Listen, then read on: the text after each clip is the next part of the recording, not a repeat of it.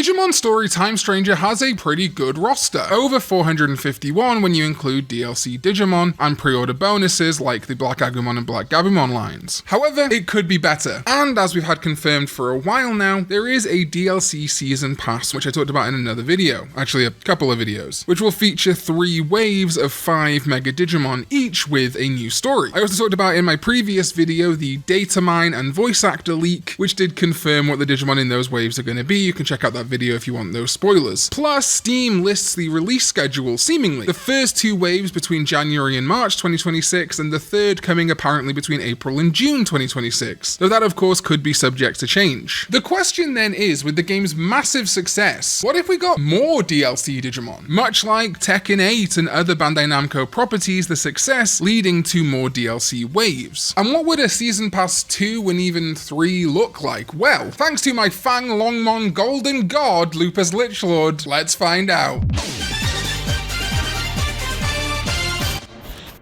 You'd better like this video, smash that subscribe button, and turn on notifications. What is up, digital companions? My name is Karn EX and welcome back to another video. And yes, now that we have a pretty good handle on what the DLC for Digimon Story Time Stranger is looking like, I do want to think to the future. I want to see the future of this game because there's so much to talk about, but I do think that DLC Digimon really are a priority to keep the conversation going surrounding this wonderful game. And hey, if you're watching this video, let's face it, you're probably at least a little bit of a fan of Digimon, and I'm going to use my crystal ball to say that you might also like franchises like Mega Man Battle Network. Well, if that's the case, I am honored to say that today's video is once again sponsored by Berserk B.I.T.S. Long ago, the fate of cyberspace rested on this device. Now it rests on your desktop.